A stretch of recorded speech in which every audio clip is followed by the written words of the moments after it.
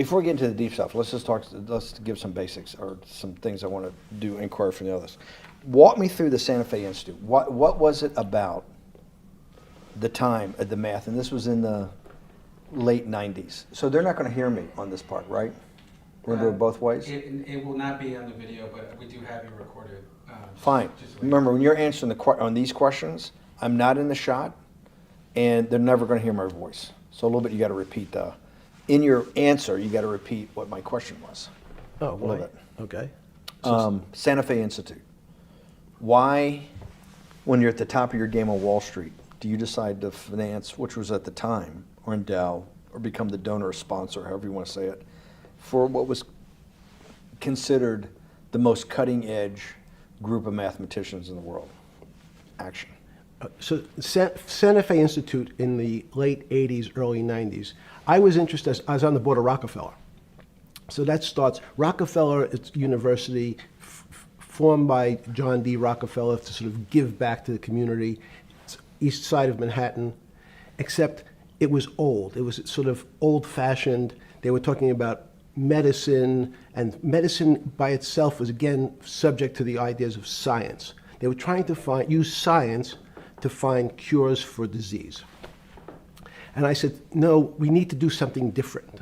We need to start interdisciplinary work. In most... How did a schmuck like you get on the board of Rockefeller? What year was that? I don't remember. Late, I think 89 and 91. So that's one of the most prestigious research places in the world, correct? Yes. Okay, how did a guy like you get on the board of a blue blood, internationally known, hard research, Nobel Prize winners all over the place? How do they pick a guy like you, a trader from, or basically some guy from Bear Stearns? Good question. So I was asked to be on the board of Rockefeller, and I think I was on the board of Rockefeller. There was a money manager who said, Rockefeller needs someone with financial expertise because the university is growing and there's lots of new things. You have to, again, we go back to the original discussion the last time. Up until the mid-'80s or sort of mid-'70s, the most important thing was your name. If you were Rockefeller, you already were considered to be brilliant. If you were head of General Motors, it was your reputation. It was who you knew, who your family was, what was your character. And then in the mid-'70s, basically, if you remember, you probably had a calculator. It was very advanced in those days to have a Texas Instrument calculator, where it could, by putting in the numbers, it would multiply for you to do square roots. And that was the first, and everyone who had a calculator was already advanced on Wall Street. A simple calculator, almost like your accountant. The most important parts of business were really now going to calculations. So it's not only mathematics, but it's things that could be calculated. Reputation couldn't be calculated. I could give you, are you a 10 on a reputation scale, an 8? What does it mean to have a measurement of your reputation? We'll get to that later. But places like Rockefeller needed someone to say, look, we're entering a different world where numbers and the numbers of companies, portfolio management was going to be balanced. It was going to be statistical. Jeffrey, could you come on the board? Potentially sit on the finance committee, Nancy Kissinger and a bunch of other people. And David Rockefeller and I got along very well. He was this unbelievable human being. Respectful to everyone. He introduced his driver as his colleague, not his driver. He would never say, this is my driver. He said, it's my colleague. And David started to explain to me world politics. So David would say, Jeffrey, money is going to be sort of the most important things. People don't understand money. You seem to have this knack for money. I said to David, tell me about your life. What was the worst and the best part of your life? So David said, when I grew up, everyone knew I was a Rockefeller. They didn't know that my father told me he would not leave me a dime. No money. But every time we went out to eat, me and my 5 friends at school, they would leave me the bill. They would expect me to pick up the check because I was a Rockefeller. And he said, I was chairman of Chase Bank. And he said, I remember like it was yesterday, one of the headlines in Time magazine said, David please fire yourself. So he thought that there was a world that existed that would be a combination of both politics and business and leadership. What do I mean? He formed something called the Trilateral Commission. The Trilateral Commission is some spooky stuff. People said it was something, the Illuminati, there's some mystery about it, people that ran the world. It was politicians, but David said most countries, the politicians get elected for 4 years or 8 years, separate from the royal families in England or in the Middle East. Someone's there for 4 years and then they're not there anymore. The most important people to have stability and consistency would be businessmen. So he formed this Trilateral Commission of businessmen and politicians from 3 major continents. So it was the North Americans, the Europeans, and the Asians. So he said to me, would you like to be on the Trilateral Commission? Now, I was 30 years old, 32 years old. I said, great. And he said, well, you have to fill out this application so they have your bio. And I looked at the list of people, and it was Bill Clinton, former president of the United States, Paul Volcker, every great leader in America, the Asians, the Japanese, and with a very long description of their history. And they asked me to fill in what I would like to have written. And I wrote Jeffrey Epstein, comma, just a good kid, which I thought was funny, nobody else did. So in answer to your question, at that time I recognized around the world that monies and currencies were not really well understood. But again, it was only numbers. So numbers, and I'll get to the fact that it was bad thinking. Numbers are very good. Are most people that you meet, even on a Trilateral Commission, when you meet most people, do you find most leaders financially illiterate, economically illiterate?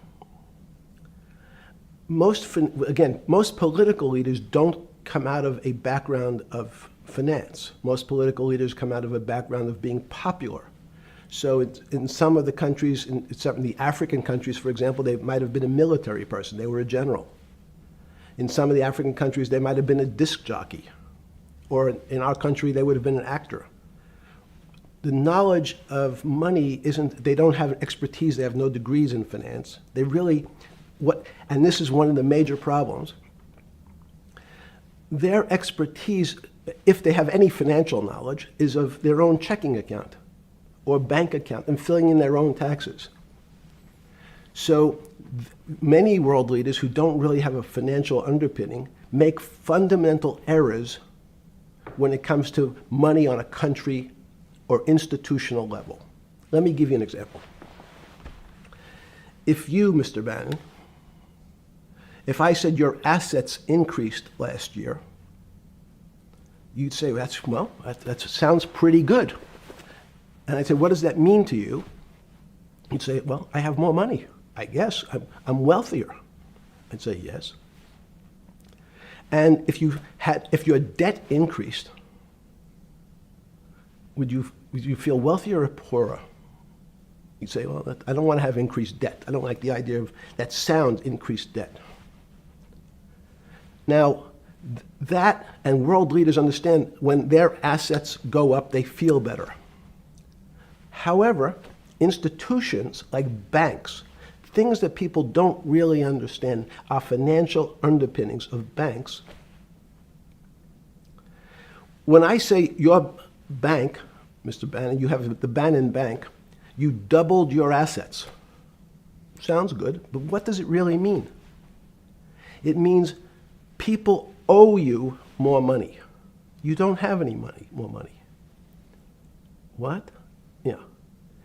A bank's assets are how much it is owed by other people. That's crazy. So if the bank goes from $2 billion of assets to $10 billion, it means people owe it an additional $8 billion, but their assets have gone up. So the terminology of assets and liabilities is different for banks. It's not natural. And what most people, and you ask questions about world leaders, there's many people, I think your old boss Mercer understood, there's a fundamental part of money which is called fractionalized banking. And fractionalized banking is something that finance people understand, and the people on the street, and when I say people on the street, that's where I was when I started on Wall Street, would find it impossible to believe. Impossible. Why? Bannon Bank, I give you $1, just one single dollar. In our system of banking, I would say, okay, Steve, I gave you $1. How much could you lend out to your friends? And your natural reaction would be probably something less than $1 because I want to keep something in my pocket. The way our system works is if you as a bank are holding my dollar, you can lend out an additional $8 or $9. No, it's impossible. I only have $1, Jeffrey. We have something called fractionalized reserves, which is if you have 1, you can lend out 9. That's the way our system works. And so not only do world leaders not understand banking, but the man on the street, my father who worked in the park department, it would be beyond his imagination that people could lend out more money than they actually had in their pocket. Next question. But how did this, in understanding that, when you get on something like the Trilateral Commission, you're on the board at Rockefeller, which is the most advanced research. You get brought into the Trilateral, which is the elite of the elite. How, since you're only at that time 30-something years old. 8 years from teaching at Dalton, right? You're a Dalton No, at 10 20 years. 10 years right. teaching at Dalton. Yes. Walk us through, I mean, put us in the room. Walk me through exactly what it felt like. What it felt like being on the board at Rockefeller. You got these Nobel laureates, and you're sitting there making decisions, and you start to meet these people at Rockefeller. Now you start to meet these people at the Trilateral Commission. What did it feel like? It's a great question. So what did it feel That's like? what I'm in the business of asking. Yeah. What did it feel like meeting some of these people like Kissinger or Rockefeller? And those were two extraordinary people. But in general, I think the question, the people on Wall Street, I tell the story, the first day, one of the first days when I was in Wall Street, someone said to me, would you like to buy ATV? And I was looking in the brochure and I couldn't figure out what stock had a symbol of ATV. And when I finally said, well, I can't find it. And they said, what's the matter with you? Do you want to buy ATV? Which is, he was selling hot televisions, stolen televisions from the floor of the American Stock Exchange, referred to in common parlance as the televisions fell off the truck.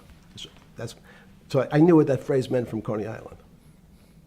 But what I found was most people, be it in business, in normal life, or in the world leaders, don't really understand money.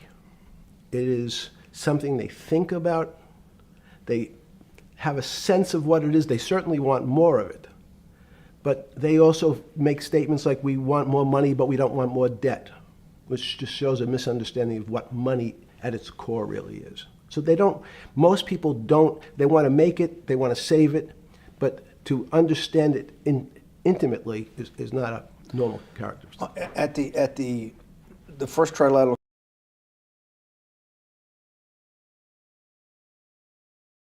or something? Yeah, you're good. Just give me approximate. You joined the Trilateral I Commission. think it might be And we'll be able to show we'll pull down the chart of where your name was, but just give me roughly when it was. I think it could be 90. I don't remember. Okay. Let's say early 90s. Yes. When you got on the Trilateral Commission and had the first, do you remember where the first meeting was? It was in Tokyo. In Tokyo. And at what hotel? I would like to say the Hilton, but it's probably not. And it's a 3-day, 4-day? Give me some Three-day event, and it walk was me through the whole thing. Speeches. It starts with a dinner. Just walk me through it. It was boring. You couldn't possibly think it was boring. It's bullshit. It was boring. You had to be stars in your eyes. No. Did you fly over privately? Yes, but it wasn't my plane. So it didn't count? No.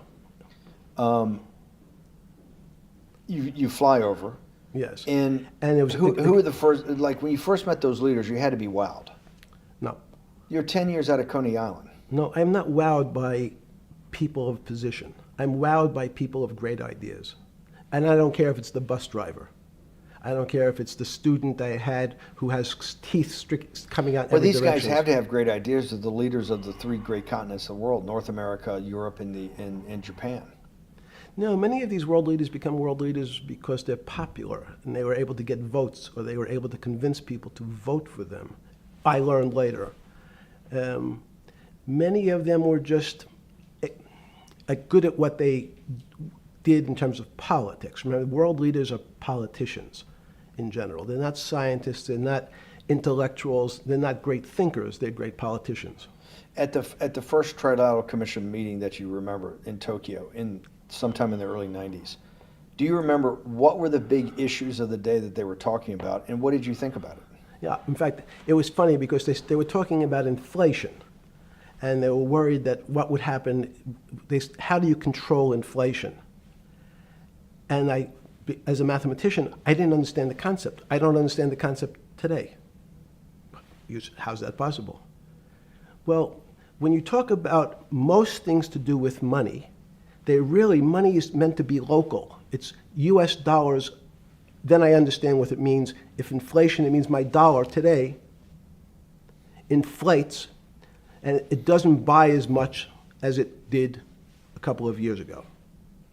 The prices go up. I don't have it seems that everything is great, but in fact my dollar is shrinking in value. If you, and you're the financial genius here. I'm just a lowly M&A guy. Sure. If you let me finish the thought. Go ahead. So if you're in America, you can feel inflation. Your salary's gone up, but you can't buy the same car. In fact, it starts to feel weird because the value. That's why I wanted to ask the question then. This is my point. Sure. The people who live and breathe this, the central banks, have been haunted by the specter of inflation since the late 70s. Yes. First off, tell our audience, how did that happen? The two great financial events in the 20th century, I'm not going to get to the 21st, were the great inflation in Europe after World War I, the Great Depression, the hyperinflation in Germany that led to the rise of Hitler, and then this inflation in the mid-70s. Before you go to explain inflation, why is the specter of inflation always the central thing in central bankers' minds? Because it goes back to the first concept I said, the weird concept of fractionalized reserves. The system is not well understood. And most systems, in fact, are not well understood. We don't know how our digestive system. Stop. This is I impossible. understand. This is impossible.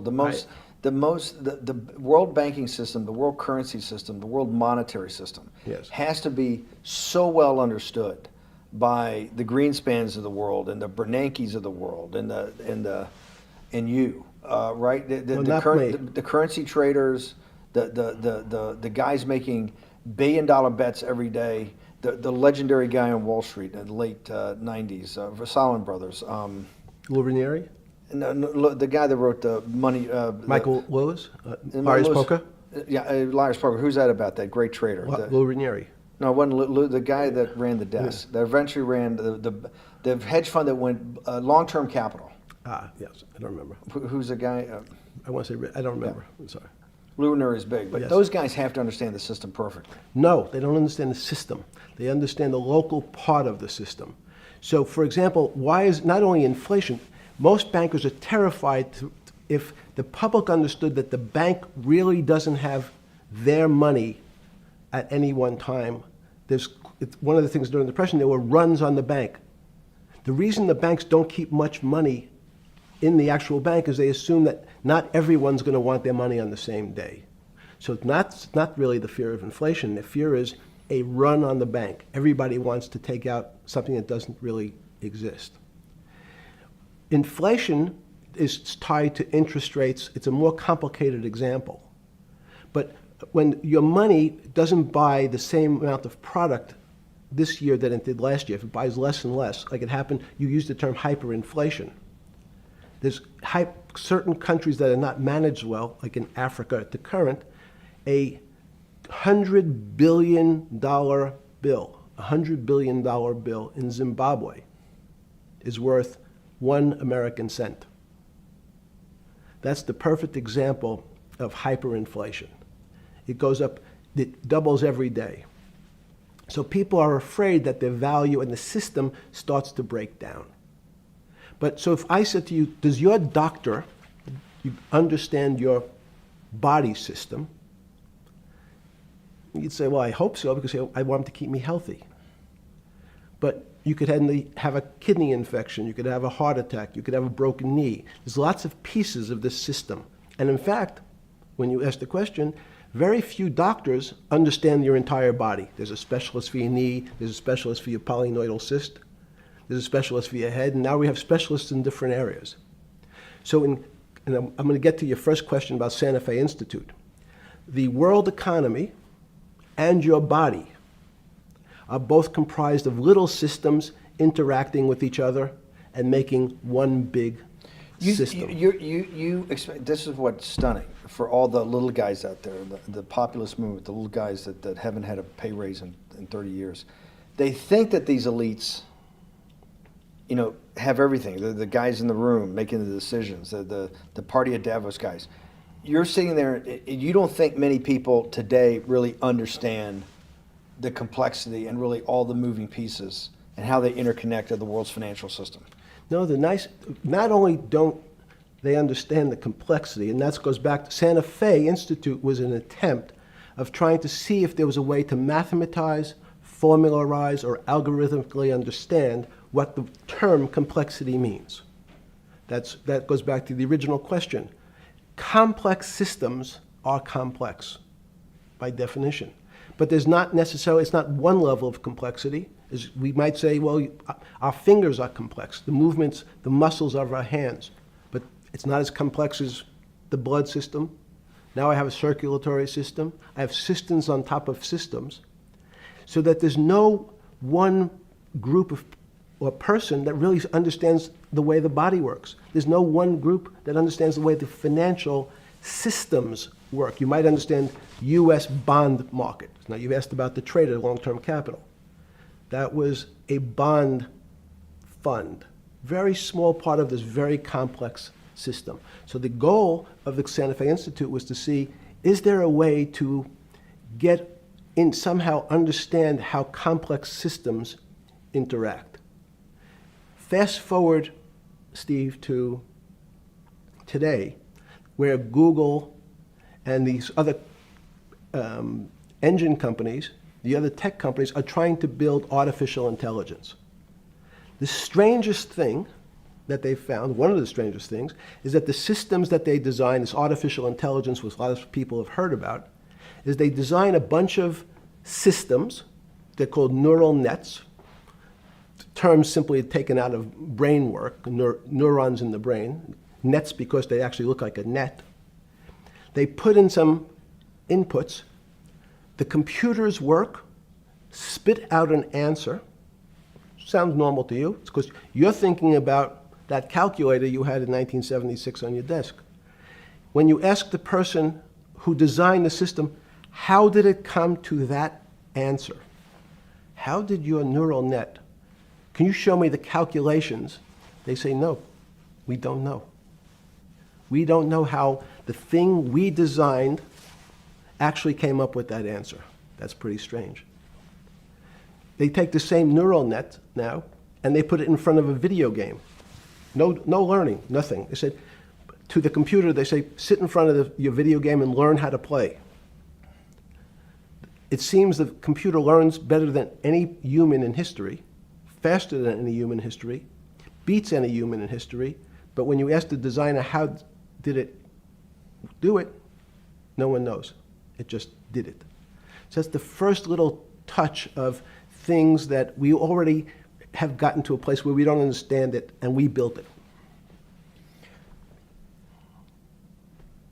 On Sunday afternoon, September 14th, 2008, where were you? Sorry? It was the night they put Lehman Brothers in bankruptcy in London. I was in jail. Seriously.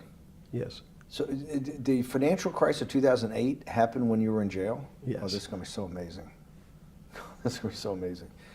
I take it you didn't have your Wall Street Journal dropped off to you in the morning, your Financial Times. No. How did you hear about how did you hear about, because I want I forgot about this, but yes. I'm trying to get, this is going to be amazing. This is, let's go back and do that again. Sunday afternoon, because I want to find out about people, the geniuses understanding the complexity of the financial system. Because I think the best example we have is the financial crisis, the crash of 2008. Sunday afternoon, September 14th, I think it was, 2008, is when they were working feverishly in Midtown Manhattan at the Lehman Brothers offices and at various law firms around town, and with the Secretary of Treasury and the Federal Reserve, what they're going to do with Lehman. They decided they weren't going to save it.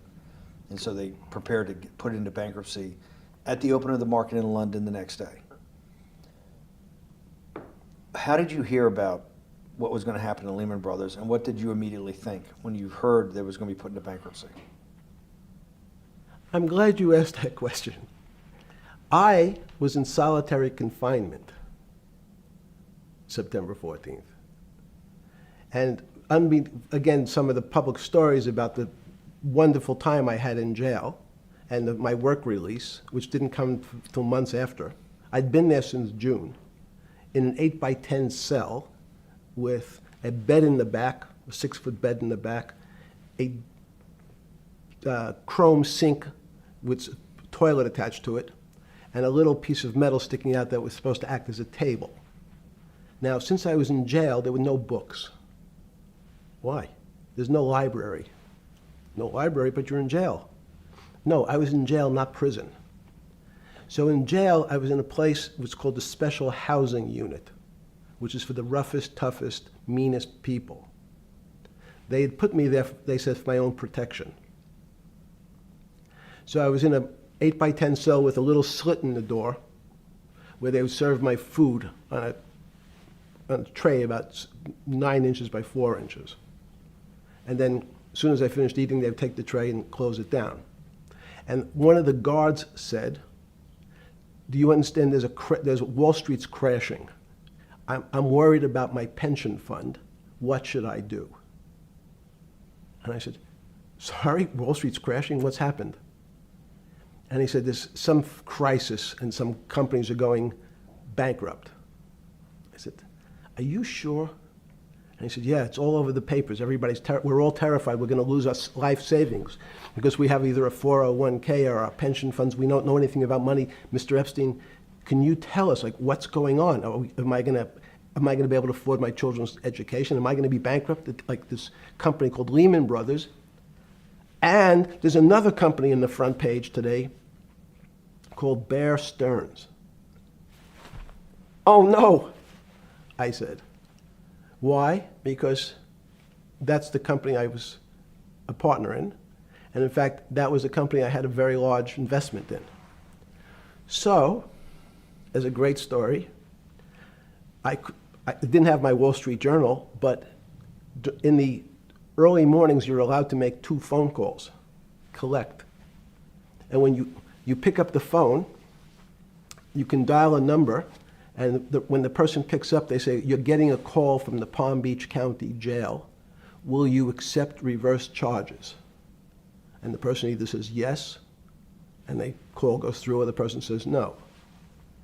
The person I had called was Jimmy Kane, the president of Bear Stearns. And I said, tell me what's going on. And so that my knowledge of the financial crisis happened with Jimmy, who was at the center of the storm, telling me about what Lehman had gone under, and they were trying to figure out a way, should they bail out Bear Stearns? Did it strike you at the time of the mess you had made of your life to be in a situation that you're one of the greatest financial minds in the world, looked at by world leaders and asked your thinking by the most prominent and important people in the world, and here you are in solitary confinement. You got to make a collect call to somebody. Did it strike you at the time how all the threads of your life had come together and put you in a position, or you had put yourself in that position? No. So it never struck you when you had to make one of your 50% of your collect calls that day, you call the president or the head of the CEO of Bear Stearns. The biggest financial event in your life is taking place, of which one, every important person in the world would be seeking your opinion. Number two would be a once-in-a-lifetime opportunity to apply your craft. Number three, it would be a once-in-a-lifetime opportunity to make money if you were smart, and obviously you're smart. You're telling me here, truthfully, that it never hit you at all of how you'd ended up in a place where you had to make a collect phone call from a jail cell that was 6x9 with a steel bed and your food being passed in through a slot. The question you want to ask is, who was the other call to? Okay. Who was the other call to? The other call was to my friend at J.P. Morgan, who was then, I didn't know it at the time, trying to buy Bear Stearns. So at one point, I had two phones. It was difficult because they're afraid people are going to hang themselves with the phone cord. So they don't actually come together and they're pretty short. So I was actually going between two phones talking to Bear Stearns and J.P. Morgan at the same time. So I found it amusing. And it never struck you about how to end up in a situation like this? No, that would be probably means I would be too self-aware. You can't possibly expect me to believe this. I know. I don't believe it. It's no, it Even can't- it with- can't as be- a- it as- can't- You're telling me that during that day, you never had a moment. You sat there and go, "What the fuck have I done with my life? That I'm in a 6x9 jail cell when I should be on a trading desk, or I should be in my $250 million, greatest townhouse in New York City, taking calls from the King of Saudi Arabia, the President of China, the head of Russia, the President of the United States, to save the world's population from a financial debacle." You honestly expect me to believe that never happened? You're suggesting I was sort of somewhat depressed, and how could this happen to me? I'm not saying depressed. I'm saying a moment of awareness of how could I get myself into this situation. No, I would just say how strange that this happens. Just, it's strange. I'm wearing a jumpsuit and flip-flops. What given color to was me. the jumpsuit? Brown. Brown, Brown jumpsuit. yes. I notice I don't see you in a lot of brown. No. Brown jumpsuit and flip-flops. Flip-flops, yes. With no access to books, no access to newspapers, No access to anything. You had lived on information. Except my Almond Joy bars. I had extra Almond Joy bars. Did you eat Almond Joy bars and things like that because you're afraid of what the cooks did to your food? Yes. Is that because of that you were in for the crimes that you were in for? No, it was just, in fact, I Is was... it because you're wealthy? Yes. How did you know that? Well, people would constantly come, if I was passing by or have to go for my medical, people would either ask to borrow money or make some other types of comments about... And in the beginning... What were the comments? At the beginning, what were the comments? It serves you fucking rich guys right that you're here next to me. There was nothing about your crimes. No. So all this rumor you hear all the time about people in prison that commit the type of crimes you commit, you're saying in your personal thing is not true. No. It was all because you were rich. Yes. And it was all because they wanted to borrow money. Or get advice. Yes. Where they get advice to Which to stock- go long, which- Are yes, you is- telling me is this time to buy? You're telling me in solitary confinement they're interested in going long? Yeah. They want to know what What does that say stocks... about human nature? Well, what I think that people find, one of the reasons they wanted to keep me in solitary confinement was they're afraid that everybody would want to know which stocks to buy. But what happened was, after this crisis, now it's on the front page of every newspaper. I don't want to lose this day. Sorry. When you first heard that, was it Bear Stearns had been kicked into bankruptcy, 6 months before? No, this is the same time. This is part of the same deal. I thought, no. Bear Stearns, they saved Bear Stearns and didn't save Lehman Brothers. That's right. it. They let 6 months Lehman- before they had bailed out Bear Stearns. But Bear Stearns was still a zombie, A shell of its former a self. former self. But they had, quote unquote, saved it. They admit, why did they make the decision in your mind? Why did Hank Paulson and Bernanke, what's this concept of moral hazard? Explain to the audience what moral hazard is, and why did they save Bear Stearns 6 months before, and why did the smartest guys in the room decide not to save Lehman Brothers?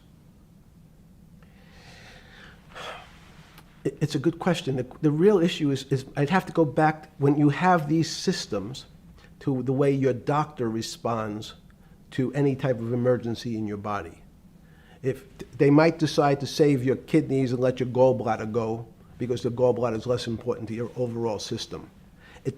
People, if at that time, even it's not that long ago, the boogeyman was when said, well, what really happened? Jeffrey, what really happened? What is this financial crisis? And, some of the progressives and the right wing blame it on the banks. It was the banks' fault. And it's the fault of this very esoteric, unknown concept of derivatives. It was really the derivatives that caused this financial crisis because the derivatives got somehow out of control and in the Mickey Mouse. And that was the way you started your road to a billionaire went right through derivatives. Yes. But derivatives were not the cause. Derivatives were not the cause at all. It's like saying your hair was the cause of your heart attack because it was on top of your So head what when you was fell the down. cause? There isn't, let me say, there's no one specific cause. These are system collapses. So many times when they have to make your death certificate, when you say, well, what did he die from? They'll say heart failure. But if you say, what was the cause of his heart failure? Well, he had low blood pressure, his sugar was high, he was diabetic, he had all these other problems. But you say, no, we need a word on your death certificate. Did he die from brain damage? Did he die from heart failure? That's the financial crisis. Many people said, well, what caused it? They wrote, like on its death certificate, derivatives. But derivatives are not a fundamental cause of anything. Was it Sunday or Monday? I take it was Monday morning when you made your two collect calls and you were talking to Bear Stearns on one hand and Morgan Stanley on the other. JP Morgan. JP Morgan. That was Monday morning. Did you, Jeffrey, being one of the financial geniuses in the world, did you understand what Lehman Brothers is going into bankruptcy, the domino effect, that by Thursday the financial system would be under such extremis that if it didn't have $1 trillion cash infusion in the United States, it might collapse? Did you know that at the time? Did you view that at the time? Yes. You did? Yeah. Why? Again, I don't want to bore you or the audience with the idea of it's a medical procedure, but you had system failures. So you'd recognize that if I said to you, did you realize when your father was on the ground and he was clutching his chest and he couldn't breathe, it was a bad situation, he could die. That's how I saw it. Did you immediately think about the commercial paper market? I mean, the mechanical triggers that actually you had to blow through these circuit boards. Did you know the circuits? Did you understand the circuits? Or did you have a concept of the circuits that were going to get blown through? Yes, but only because of an analogy to a body. And in fact, from my telephones against the wall with my little metal wires, because the next day I talked to another person in Washington about the issues of what I thought was happening, and I made the same discussion about the... They were at the Treasury Department? Yes. So in a 6x9 cell in... The phones were outside the cell. In Palm Beach County, California? West Palm Beach, Florida. West Palm Beach, Florida. This was your juice diet. West Palm Beach, Florida. West Palm Beach, Florida. West Palm Beach, Florida. You're making a call to Washington, D.C. to talk to some deputy secretary of Treasury. Someone in Treasury. Right. Someone in Treasury. Right. And that does not, the night before you go to bed, it doesn't dawn on you at all. You never have a moment of self-reflection that, how did I end up on this metal cot when I should be at the center of things? No, I had a telephone, so I've said, I can talk to, it makes no difference where I am, in fact. I'm still talking to the same person if I was at my home in Palm Beach. But I'm the here in difference your jail. home in Palm Beach. I can dial my That's a own phone. That's bullshit. No, but you can also make 1,000 phone calls. Here you got to make one, and he's got to take. Think the how much charges. better that was. I had to decide who was the right person to call. That was unusual for me, because I would have called 20 people And before. what was the advice you gave you? I said, you have a sick patient, and it's very much like a sick patient in the emergency room. You can't think about it like your car. People in normal walks of life think about money and things as a machine. And unfortunately, so if your car breaks, cars are always easy to fix. My jets, my cars, if it breaks, I know it can be fixed because it simply follows the same pattern. If this part breaks, you replace the part and the thing works again. People and the financial system are not machines. They can't be fixed the same way. You can't simply take out put some more juice into the commercial paper market, and that's like replacing the carburetor on the car. It's much more, I have a patient who can't breathe, has a stomach problem, can't see, looks bleeding at the same time. What do I do first? I have to think about it as a system. Where's the most logical place? What's the most dangerous place? If your heart stopped, we have to start your heart again. In the equivalent to the money market, why do I have to start your heart again? I need to get your blood flowing. If your blood stops, you're dead. If liquidity, which is the equivalent of blood in the financial system, dries up. And what's liquidity is basically cash, putting cash into the Forget system. about what it is. Okay. Liquidity is liquidity. It allows the system, it's the blood of the system. You need to pump blood hard into the body of the economy to keep it flowing. And if you're, especially when you're worried about someone dying, you're not going to be worried about the niceties of, well, you got the shirt dirty and there was some damage. Pump in that blood, keep that heart When you pumping talked to the person in Treasury on Tuesday, the 16th, did you get a feeling as you were sitting in your 6x9 jail cell in West Palm Beach, Florida, that they were on top of things? No, you can't. It's impossible to be on top of things. There's no such thing. It's, again, the doctor watching the patient die. You hopefully have some confidence that he's seen it before. He recognizes that there are some steps he has to take first before he bandages the guy's finger or worries about what shoes he has on.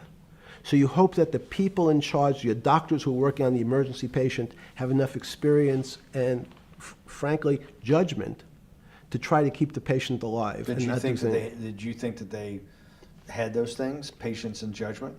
They had pretty good judgment, and you needed a lot of luck, just like in the dead patient. You need to, hopefully you put that blood in and it's not too late.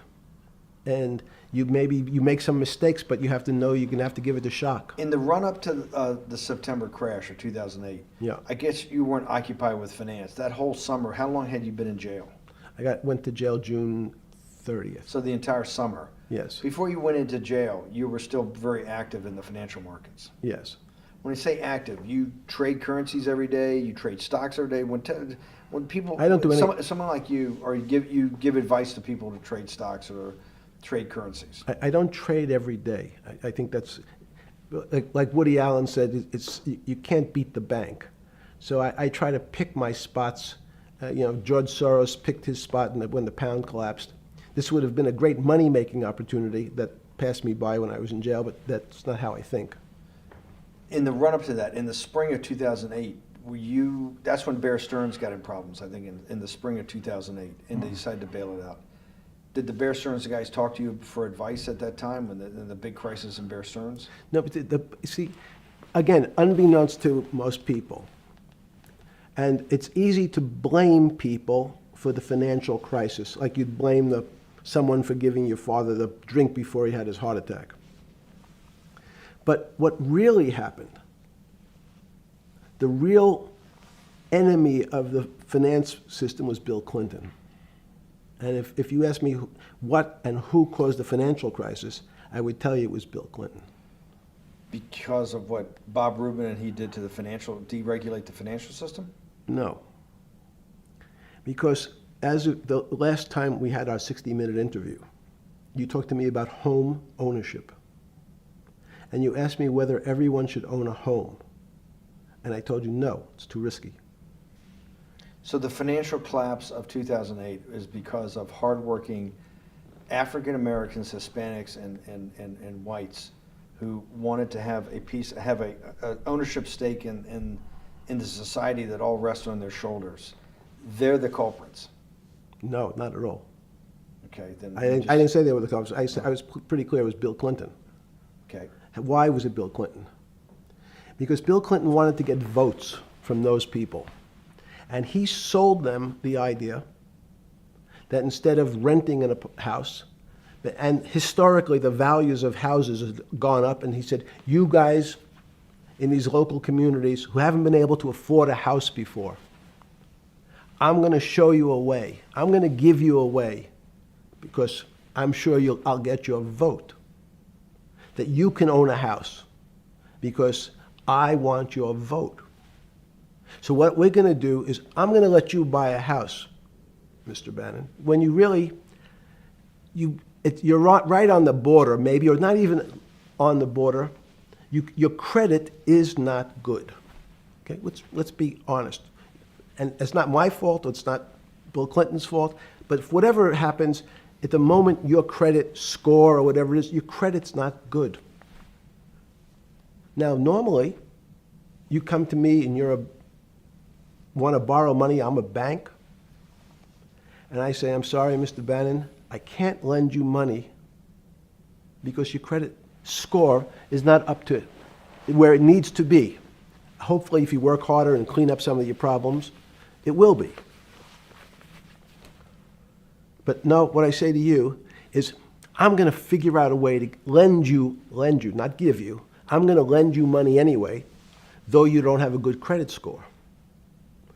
And don't worry, I'm going to get rid of the term that you don't have bad credit. Bad credit sounds pejorative. You don't want to be a person. Sounds judgmental. Yeah, it sounds judgmental. So what we're going to do is we're going to call your credit situation subprime. Oh, nobody knows what that means. Subprime. That means prime is good credit. Subprime is not good credit, less than good credit. So we'll call it something that people really won't follow, and we'll tell you what. We're going to have people lend you money, though you are a subprime borrower, and I will figure out some government agencies to guarantee your loan, though I don't think you're a good risk. So the banks say, no, no, no, we don't want, initially, the bank said, sorry, this is too risky, Mr. President, for us. We're in the business of managing risk. It's not our money. It's the hard-working people's money sitting in our bank. We can't lend to people whose credit is not prime. You're asking us to lend to people who are subprime. And he says, here's the key, if you don't, Mr. Bannon, I'm going to make sure the Justice Department charges you with discriminatory lending because you refuse to lend to my subprimers. In business terms, you should never lend to. But what we'll do is I'm going to form an agency called Fannie Mae and Ginnie Mae, just another agency names. They'll guarantee your loan. So don't worry. Don't worry. You don't have to pay it back anymore. Even though and maybe you don't even have to work as hard anymore. That's probably a harsh statement, but these players, these two big firms, Fannie Mae, will guarantee the fact that that bank will receive its money. Now, the bank says, wow, best deal in history. I refused to lend to Mr. Bannon, but now he has the big brother, his Uncle Sam. He went to his Uncle Sam, and Uncle Sam says, I'm guaranteeing it. The bank says, I want everybody. Give me as many people as you can give me. Because Uncle Sam is the best credit in the world. Not only it's the United States government. We'll take it all. We'll take as much subprime as we can handle. because it's the best investment for the moment. It's a strange investment because it has politics that has inserted its way into the numbers. Politics doesn't belong in the markets, but now we're going to have, I want the votes, we'll make guarantees that you who can't get a house normally will be able to get a house from the bank. The bank says, this is the best deal in history. We will package 100, 300, 1,000 of you subprimers, and we'll sell it off to somebody else. And the whole system becomes mired in subprime mortgages. That's becomes the What do issue. you mean mired? There's just too much supply, it's a supply-demand problem? You get too much supply? No, it's a very good question. What does too much supply mean? Well, then you get to people, go back to your first question to me. Government leaders. Government leaders know if they're good, and they can do mathematics, they can balance their checkbooks. So certain people in Congress said, well, how do you value these subprime mortgages? The banks say, we've been valuing them the same way we've always valued them for the past 20 years. The accounting firms, there's something in this country called GAAP accounting, which is a standard type of accounting. And we account for them the same way we've always accounted for them. If we paid $1,000 for your mortgage last night, when we put it on our books today, we're going to say its value is $1,000. Makes sense. I paid for it what's its value? It's $1,000. That's what I paid for it last night. No. The Congress people said, that's not really a good answer, you know. That doesn't give us confidence that you know what you're doing. Because what happens if you have to sell it tomorrow morning? Something's happened and you have to sell it. Remember, there's kinds of stress tests. Would you be able to value it at what you paid for it the day before? And Wall Street says, that's not the way you can think about this. This is crazy. We always value things at the cost from the day before. And they changed the accounting method. In essence, to say, not what it was worth yesterday, but if I have to sell, what would it be worth? That's impossible. So what happens is, every bank now has to value something that they bought yesterday at lower than they paid. Never before in 20 years did they have to do this. So something they bought at 1,000, on their books was 1,000, is now 990. That starts to, you asked the question about what did I start to think about. Something's 1,000 and 990, this person now has to value it at 980. When did you first start to get nervous? Understanding Bill Clinton and all this. Did you change glasses? Yes. Okay. I changed shirt. I saw that black. Are you okay with it? Yeah, great. I think we're gonna have all kinds of changes. I'm experimenting. Yeah. Okay. When did you get a feeling? Did you ever anticipate before it happened something like 2008 could happen? No. How could that be? It's the word I'm going to beat it to death. Is that it's very much like would I anticipate I'll have a heart attack tomorrow? Unlikely. Was 2008 a heart attack or a stroke? Debilitating. It's a better. It was both. But why was it both? Because in fact, as I said, the blood was getting dried up in the system, and the head, which is sort of the central bank, wasn't working. So to some extent, it was a combination. It was just a crisis. Did you see that building up over time? It's always been lurking in the background. I mean, if you have an older parent, would you say it's possible? Did you anticipate him having a heart attack today? No, you hope things are going to go better and maybe they'll fix it up. The system was getting too complex, and it wasn't based on derivatives, because what people keep forgetting, and as I was just explaining, Wall Street in many professions, including Wall Street makes it sound complicated. They don't want the little guy to understand what they do because they make so much money and they don't do very much. So they couch it in words like derivative and stock options and commodity futures and different types of contracts. It's all fairly, everyone is capable of understanding it. It is not complicated. But Wall Street, because they make so much money from doing fairly simple things, needs to make it more complicated than it really is. We had a very big recession in the early 90s based upon real estate and Japan basically imploding. Let's again, Okay. you had a recession in the 90s. I don't know what it's based upon. It's always interesting to look back and say, separate from there's certain triggers, like there, in the 70s there was a... What do you think it was based upon, the 90s downturn? It's clearly there was a huge downturn. No, I know there was a downturn. That's what I know for sure. I don't. That's a fact. That's all. Everything else is sort of speculation about why did he have that? I understand that, but Sorry. there's some speculation that has 0% probability of being true, and there's others that have 90%.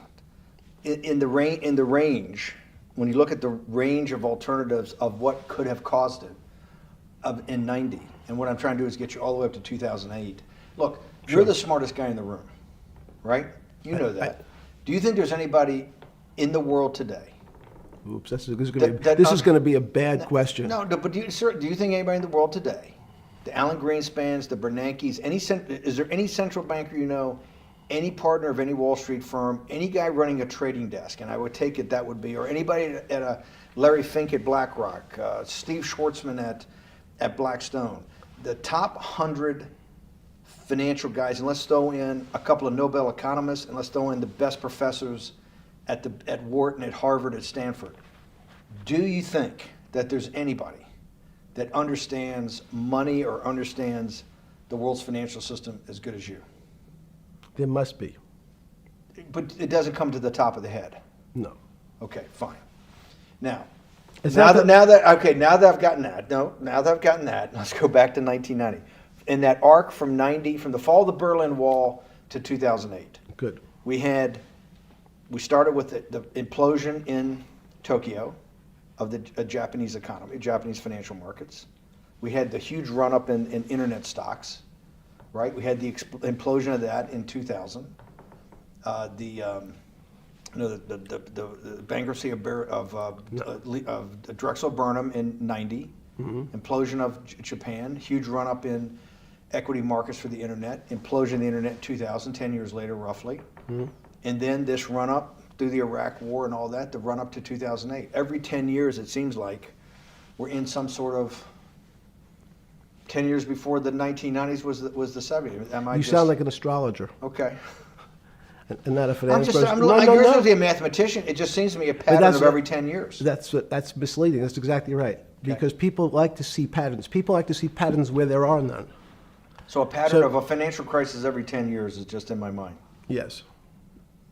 Long-term capital that had to be bailed out back in the late 90s when everybody panicked. And that wasn't that bailout today would look small, and it was $5 billion or was $30 billion. Businesses fail all the time. But long-term capital, the Federal Reserve stepped in. But I'm saying people go bad.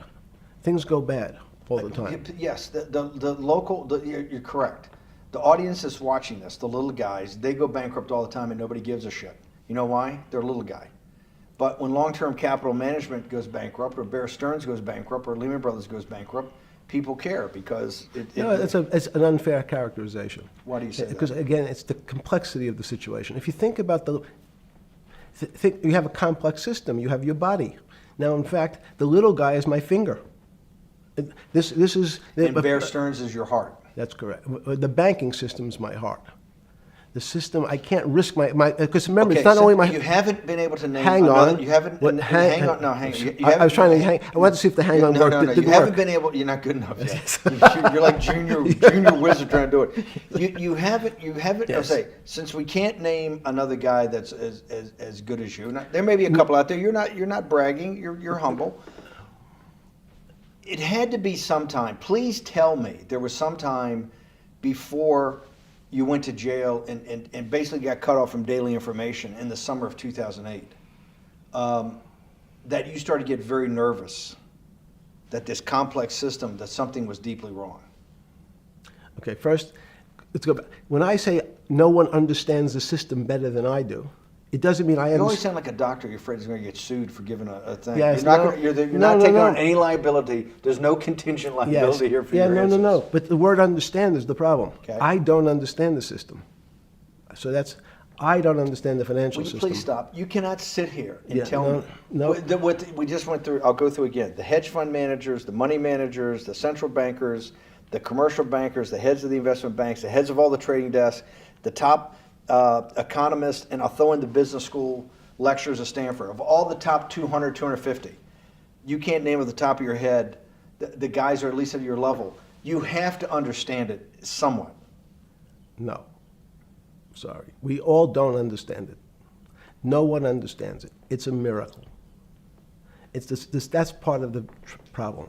It's impossible to understand. That word understand simply means if this happens here, that will happen there. It's predictable. Understanding means it's predictable. It's not predictable. That's the problem. In complex systems, that was the fascination. Is there a way to tease out some level of predictability?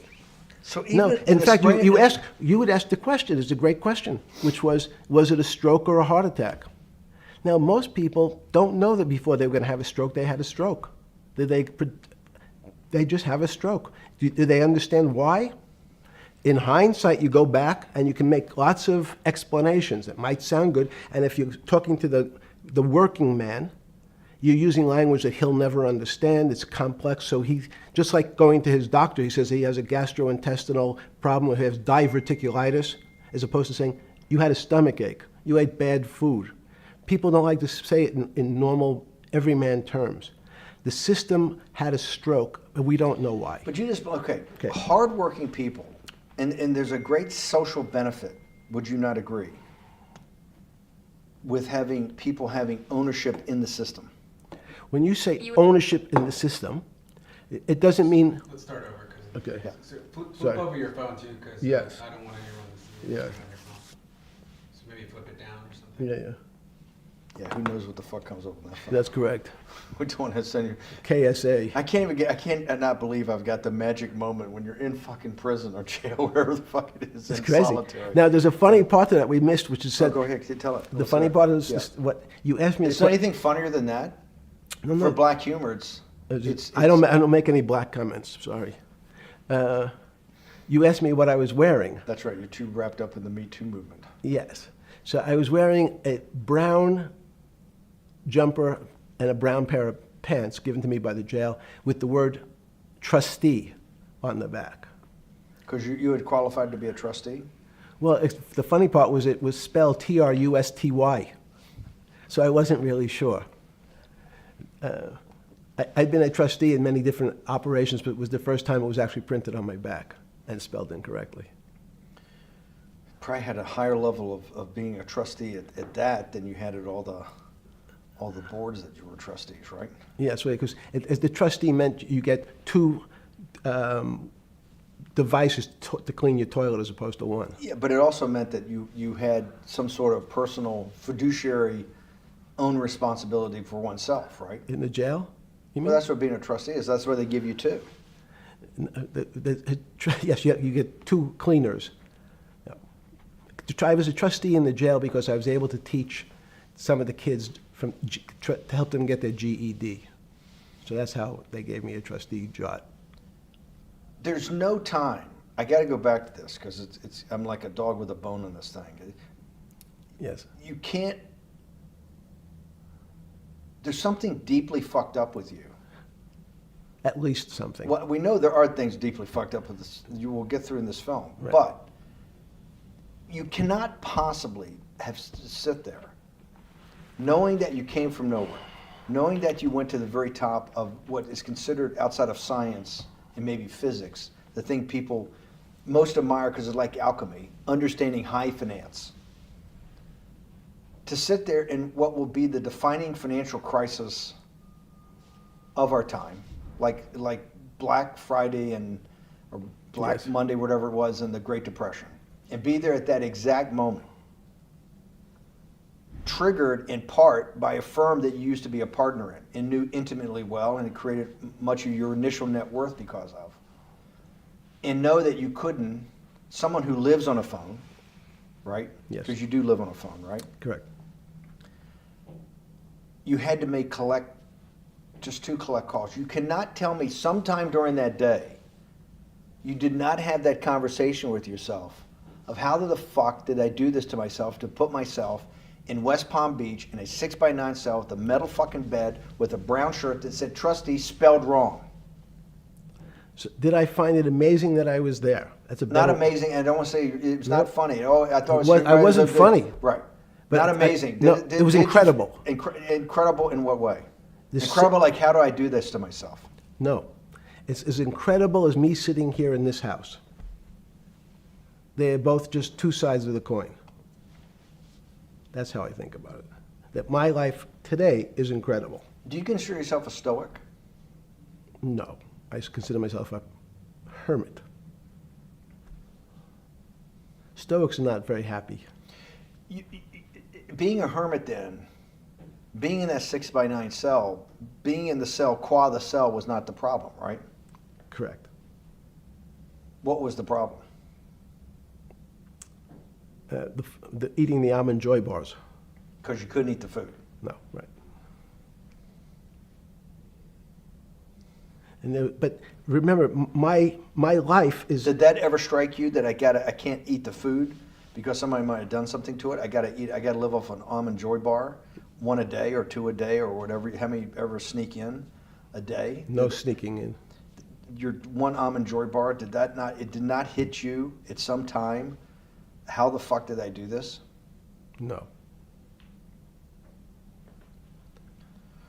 Let's go back to the spring of 2008. Were you so wrapped up in your personal issues at the time you were not spending enough time on the financial markets, or were you deeply involved in the financial markets like you normally were? In No, the spring of 08? I was involved. So we're saying that the smartest guy in the room didn't see it coming. No, of course The not. bankruptcy of Bear Stearns, you just thought was a Bear Stearns problem. You didn't see it as systemic.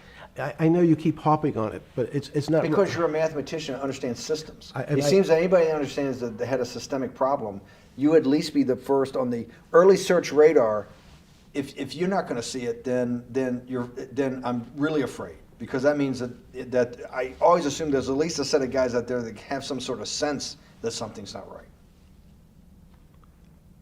Imagine the guy who has a stroke or had the heart attack. When you ask him, did you feel funny the day before? He's going to tell you, yeah, I didn't feel right. Something was off. I didn't feel right. I had my stomach was right. I felt a little dizzy. I felt a little weak. But if you asked him that day before, do you think you're going to have a heart attack tomorrow? He'd say, no, I just feel a little weak. I'm a little dizzy. My stomach hurts. So these systems, and that's the issue of complexity. What complexity says is that, in fact, everything seems to go along, and people have seen it. One of the great examples of complex systems is sand dunes. In fact, the sand keeps building up. People have seen some, and all of a sudden, one more sand drop, and all the sand starts running down the hills. That's the way I see the financial markets. But you funded Santa Fe in the early 90s or late 80s? I believe it was early 90s. I can get back to you. But early 90s, Santa Fe was funded for the study of complexity theory. It was studied with math. So let's back up. So why did I buy a ranch in New Mexico in 1993? So that gives you some sense. So I would have funded it in 1990. Los Alamos, which was the high energy lab up in New Mexico, was losing all its scientists. And They were Los closing- Alamos, it was where Oppenheimer and where a lot of the nuclear weapons program, the bomb. That's original when the bomb. Manhattan Project. Manhattan Project Yes. was Yes, sir. as Los Alamos, and you bought your property out in New Mexico to be near that? Yes, because the scientists were going to be, they cut the funding for high energy physics. But the people who worked in Los Alamos would still be in the Santa Fe area. They cut that because this was the Cold War dividend, right? I don't remember exactly why. It was because, again, people thought that physics and high-energy physics really wasn't that important. Because that was about nuclear weapons. No, it was because they decided, which may be not right, this was the same time that Murray Gell-Mann came up with the term quark, Q-U-A-R-K. He picked it out of an old poem, the word quark. But it was it was mysterious. So they were starting to understand in the 90s that our world of the physics world, there was things that were just unexplainable. They called it strange things. You gave it a name. You gave it some characteristics. You called it had charm. It was one of the terms. It had a charm. It had a flavor. It had a color. But no one, Mr. Bannon, understood what it was. Just like the financial system. And you wanted to investigate that. I wanted to see if we could build tools so others smarter than me could help investigate it. And that was the beginning of your concept of the Santa Fe Institute. Yes. And Santa Fe Institute was founded to do study in this type of... Can these areas of strange things be described by some form of mathematics? So that's what I'm trying to get at. The foundational thought, the organizing principle of Santa Fe, Yes. in the high physics lab at Los Alamos, Right. which had been the headquarters of Manhattan, and the Trinity Project, right, the bomb. Yes. So you're talking about the elite, the high priest Of physics. of physics. Yes, sir. Which, high priest of physics, some subset of that is also mathematics. It's math. Yes, they're both similar.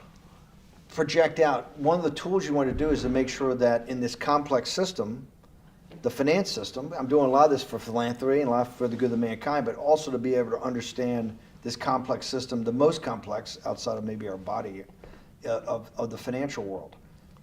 Yes. Did they create tools, or were you smarter in than the mid-aughts, 15 years later, than you had been then because of work that was done at Santa Fe? No. It was great. But in fact, most of the money, most of my philanthropy in the area of can you describe things that appear to be unexplainable by mathematics, and can you fund people who have new ideas? And unfortunately, when someone thinks they've been able to, there was a man, Stuart Kaufman, when they think okay, I figured out how to be able to predict the unpredictable, what appears to other people to be unpredictable. But my system, in those days it was called genetic algorithms, can predict what things will happen, and they all want to make money. So they use their systems to try to figure out, they know they have figured out the way to make money because they figured out the unexplainable. They try, they go bankrupt, and we start again. So with a cold view, what I've come to realize is that the attempt to mathematize, formularize, or what in your prior world, to understand what really is, in today's world, still unexplainable, is impossible. They're miracles. Your first head of Santa Fe was Christopher Langdon, I think. Langdon from But Australia. Murray Gell-Mann was Murray really Gell-Mann was was the the- funder. he He was- was the Yes, rock. Yes, he was the rock. He was a Nobel Prize winner? Yes. Yes, and a wonderful guy. He came out and helped us with the Biosphere 2 project. He came with Chris Langdon. Yeah. Chris Langdon was the operator, the day-to-day guy. Chris was doing artificial life. Right. Murray tried to lead his own artificial life. Yes. When Chris came to Biosphere 2 for the first big conference we had in 1994, he was one of the most impressive guys there among all the world's elite. Kew Gardens, the Lawrence Livermore lab, the labs at Sandia, all the major universities, Lamont Doherty, all the big Earth observatories, Woods Hole. What set Langdon apart, I thought, and the reason I invited Santa Fe to be part of it, was Langdon actually made a presentation that everything, and he was making this to scientists, a lot of marine biologists, a lot of people that were just beginning, Wally Broker and people who were just beginning the study of climate change, at that time called global warming. That he made this compelling presentation that everything's really mathematics. Yes. It's all just back to math. And you have to, all these experiments you do, you're not, one of the reasons they're not considered by the high priest in physics as being real experiments is that they don't have a mathematical basis to it, and everything has a mathematical basis to it. Langdon seemed like a radical visionary. What happened to that concept? You go back 350 years. So you have Isaac Newton, you have Leibniz. Move forward, you have people like Heisenberg and Gödel, and what every one of those mathematicians and philosophers came to understand is that there's numbers can describe certain things, approximate certain things. But in fact, trying to put measurements and numbers on other things that are really unexplainable is folly. 300 years ago, they said that unexplainable realm was God.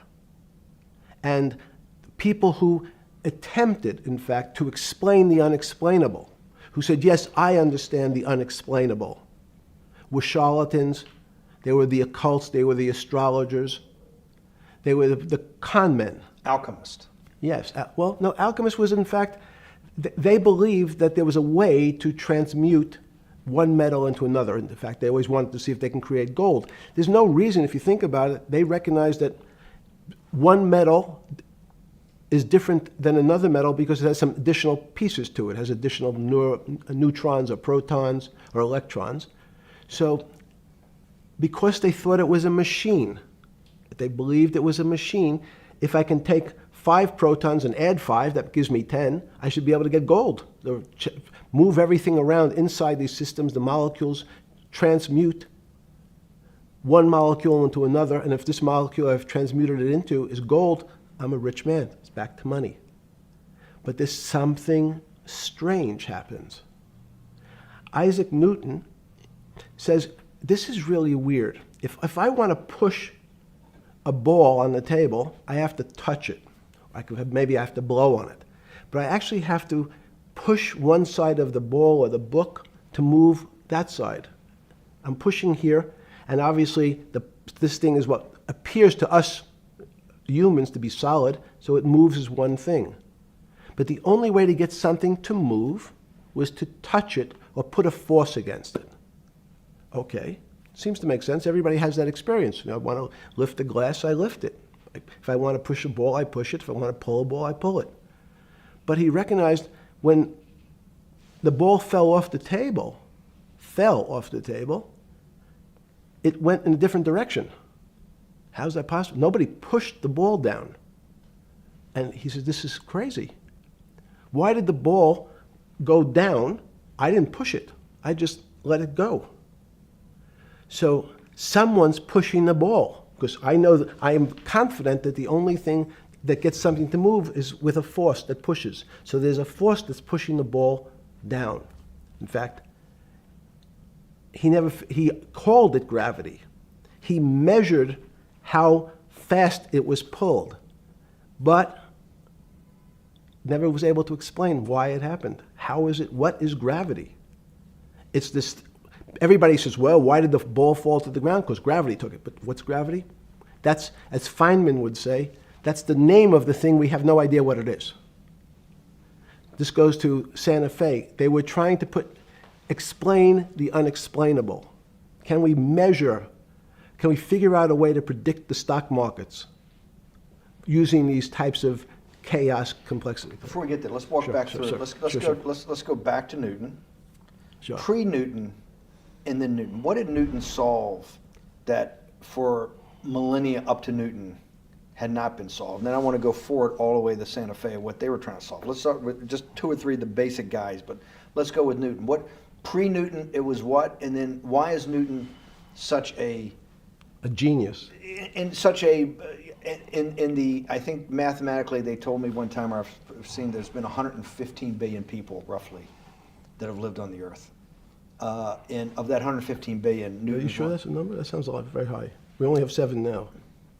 I think in the history of the earth, I think I'll pull up the stat for you, but I think it's 115 billion people. They figure that probably is inflation. That's why you have lived on Earth. But he's one of the handful of the most important. What did he solve for? Why is he so important for how we live today? And then we want to go through Leibniz and the other, two or three other major ones to get us to Santa Fe? Well, it's a long journey. This is the heart of what we're trying to do. Let me take a bit of a detour just Okay. a second. What if you went to high school and the last year in your high school, you took calculus? So Isaac Newton sort of invents calculus. Well, that sounds invents. Mathematicians. To torture seniors in high school before they graduate. Yes, but obviously no. Yes, the answer is yes. Certain people could never do calculus. Why is that? Why is calculus why is that the dividing line between, to me, people who can handle that and can go on to do certain things, and people just hit the wall, even if they know math? It seems to me that that calculus is the thing that changes. It bridges. That's because it's about the theory of change and the theory of how things change.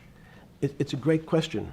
But in fact, what calculus does is it's somewhat philosophical. That's why mathematics Newton wasn't a mathematician, he was called a geometer. That's what they used to call themselves. They understood geometry and numbers. But there's an old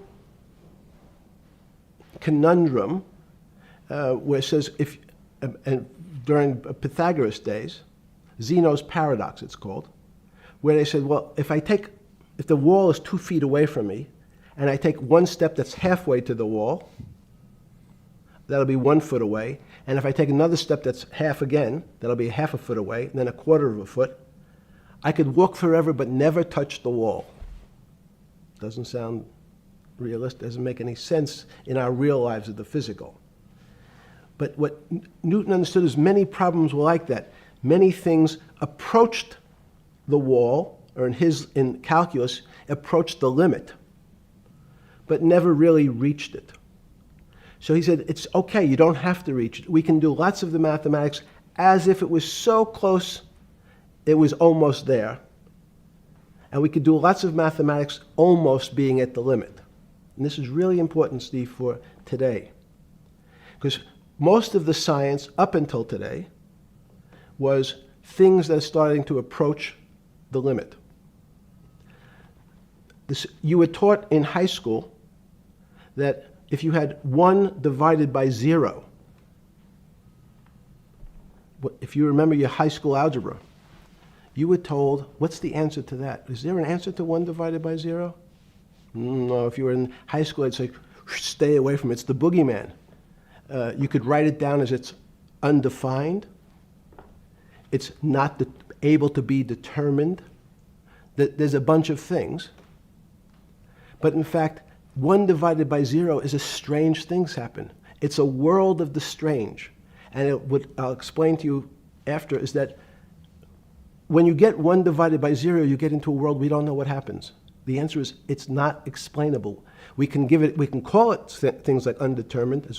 We can have a convention to say it's X, Y, or Z. But in real life, we don't know what happens when you are actually at the limit. So Newton thought the same concept, is that the limits were God. You got close to God, but you could never be God. He had this sort of religious interpretation. Okay, I want to go back to Newton. Why is Newton such a big dividing line in mankind's history? What is it about Newton? What is it about what he's trying to solve? What did they not know beforehand? And because we live to a degree in a Newtonian universe, although I realized later subparticle atomic physics, but at least for a while it was Newtonian. So what's the dividing line? Why is he so important? Why is he an inflection point in mankind's movement from the swamp to the stars? It's a great question. Stars were by Kepler. What Newton starts to allow us to do is to make accurate predictions. Remember that we've talked about that with money, about the things in our physical world, how cars, he didn't have cars, how horse carriages moved, how bowling balls moved, how pool cues and pool table balls. Had people tried to solve that before Newton? Many tried it? Heraclitus or Plotinus, Pythagoras, had these greats that we hear about, had they tried to solve the same problem? Not the same problem. They tried to again, what Pythagoras does, he starts to figure out this relationships in triangles. For example, everyone knows the a squared plus b squared is equal to c squared, that Pythagorean theorem, which is basically says these shapes in a triangle, each side of the triangle has a fixed relationship with the other two sides. That's strange. He knew, again, but it was all numbers. This was a system of things in the physical world, and Pythagoras says we can start putting numbers on things that help you predict how they will behave. You can add two triangles and make a square, some different shapes. They were looking at geometric forms. Newton says, well, I want to know how planets move. I want to know how things around me move. Can we find formulas? Can I find formulas that explain what I see in the physical world, how physical things interact and how they describe one another? Again, the fact that two things, two solid masses, for some very strange, unknown reason, unknown today, attract one another, no matter what they are. People have seen the experiment. You hang something, two little metal balls from a string, they move towards each other. In fact, they move towards each other was very specific. So when you drop the ball to the floor of this room, Newton says, in fact, the room came up a bit to meet the ball. The room moved. It's imperceptible. You can't really perceive that motion, but they attracted each other with certain ratios. So he started to be able to measure things in the physical world. And that was great advances. It also, now you wanted to move very quickly. Unfortunately, most people, especially in the 20th century, 19th century, said, well, like Newton, let's measure everything. Let's measure people's behavior. Let's measure their psychology. Let's measure their health. You go to we could have my blood test. Let's measure everything. We measure Wall Street. Their voting habits. Measure, measure, measure. Can we put a number on how much I care for my wife? Can I put a number on how I feel? And we tried, unfortunately, we try to mathematize the finer things in life, and then recognize that there's things that, unfortunately, just fall outside. Schrodinger wrote a very famous book about what is life. He was trying to figure out a way, can he describe the difference formulaically between things that are alive and things that are dead? The answer is no. The things that are alive in my world are miracles, not magic. Magic has a bad connotation, trying to hide things. You don't believe in the spirit or the soul? That's what animates people, is your spirit or your soul. That's No.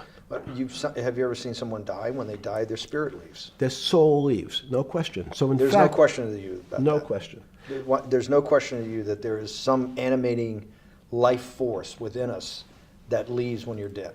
Yes, in fact, I refer to the soul. This obviously is certain. The questions in the past, even Because during people would normally think you were soulless. So Thank you. But have you talk about you actually believe in it and have done some thinking about it is pretty shocking in its own right, isn't it? Well, again, mathematics. Leibniz thought. We know Newton was at Cambridge, and he was the head of the math department, right? He's a professor, essentially. Yes.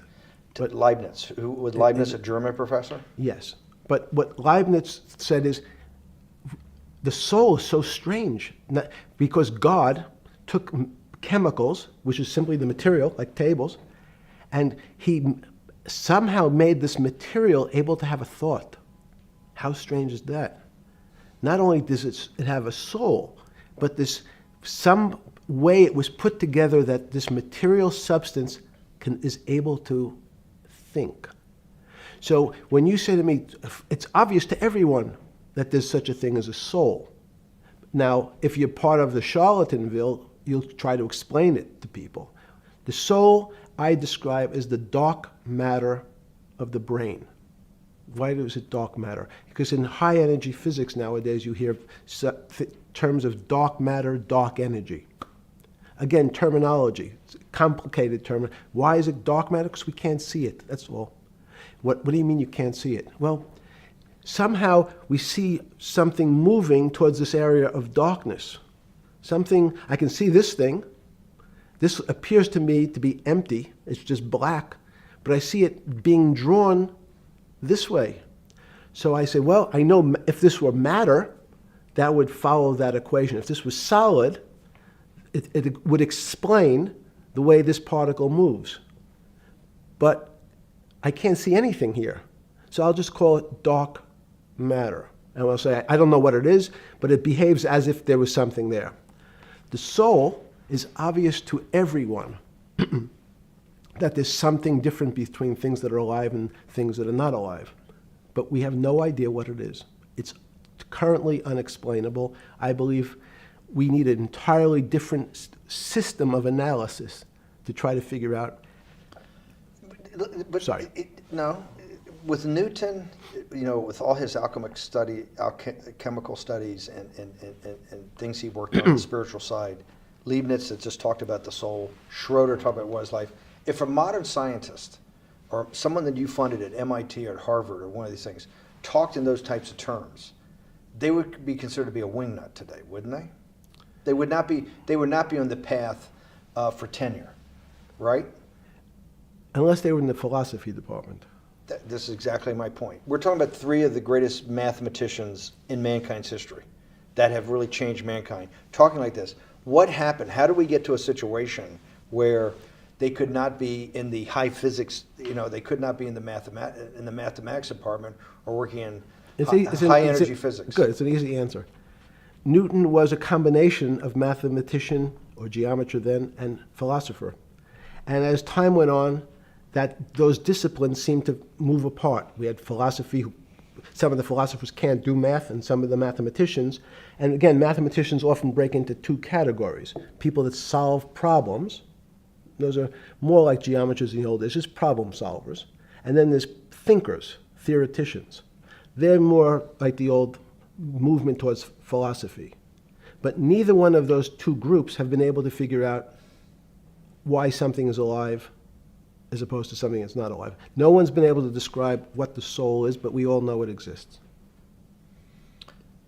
And I think what we need is science is a bad word. I think science only describes the things we already know about the physical world. In fact, there's an argument that the physical world that we see has been created out of our systems of mathematics.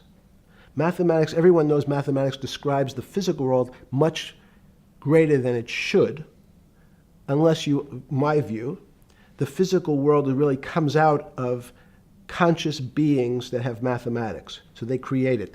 This table appears to you and I to be solid. To a bat,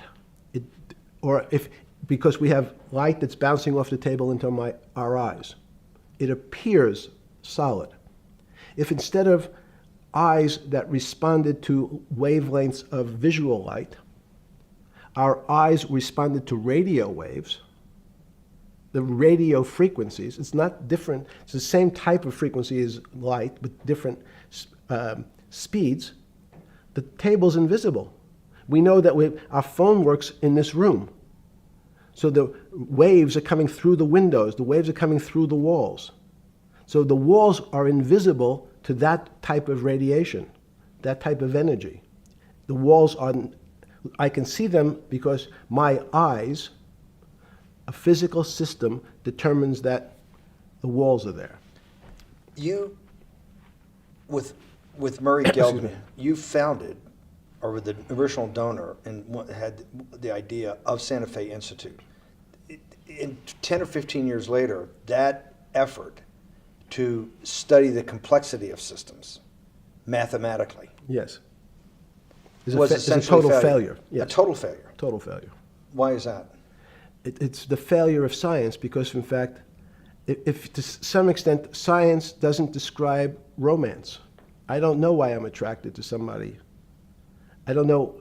People are attracted to each other, and everyone has the same feeling. They've seen someone walk in the room, and they say, "Oh, that person gives me a creepy feeling." Science has tried to describe. Science doesn't describe what creepy feelings means. They just know it's a creepy feeling. I think women as I said the last time, have an intuitive sense. What is intuitive? They have intuition, they have feelings, and they're able to deal in the realm of things that men, especially men like myself, find unexplainable. They have women have intuition, men see things a bit differently. Men want to measure everything. Women are not really that interested in measuring.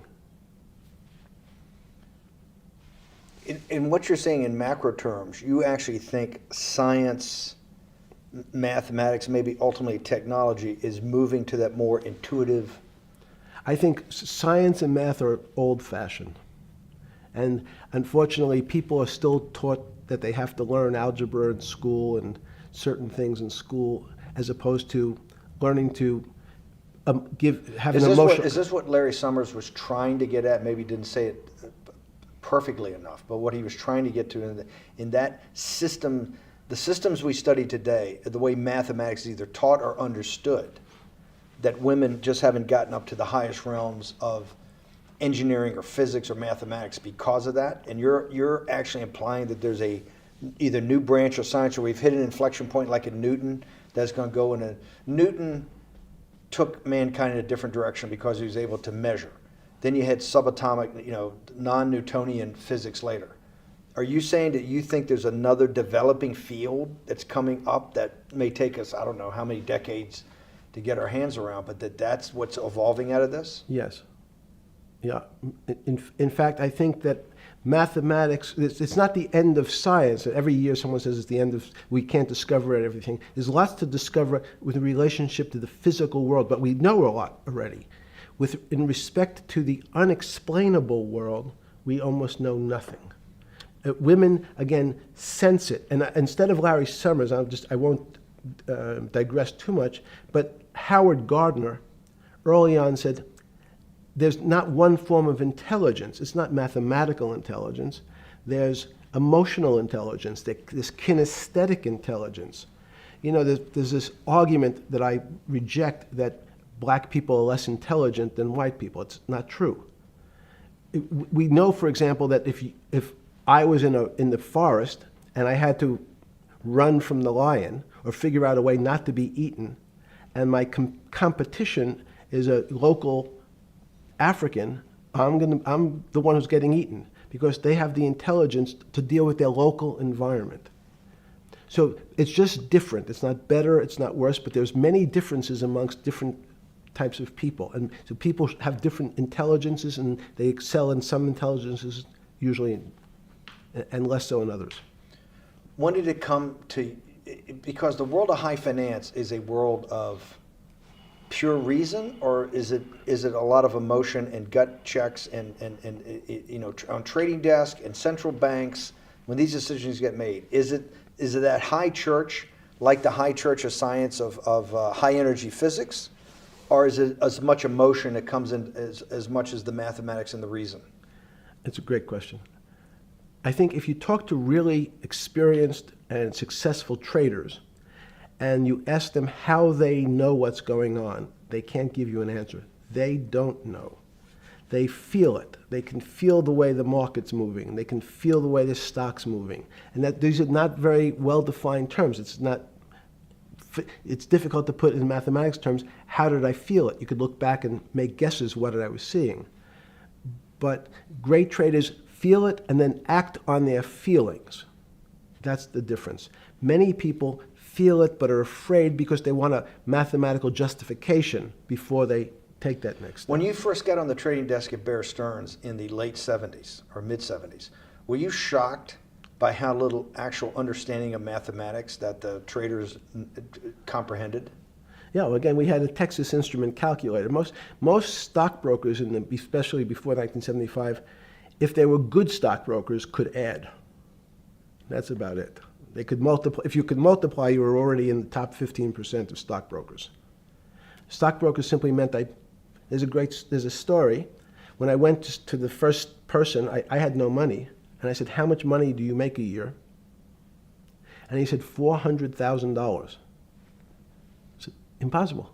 I'm making $10,000. That's probably more than your family had made in its entire existence. Yes. And he makes that in a year. I said, what do you do? And he said, it's too complicated for you to understand, which is what the main thrust of Wall Street people, they want to tell you it's too complicated. Because if you understood that that person was simply, he had a brother-in-law, in fact, in this case, who ran the pension fund at General Motors. His brother-in-law would call him and say, buy 1,000 IBM. He'd hang up the phone, he'd write it out on a ticket and walk it to a window. That was his entire skill set. Hello, write what my brother-in-law says, walk it to a ticket window.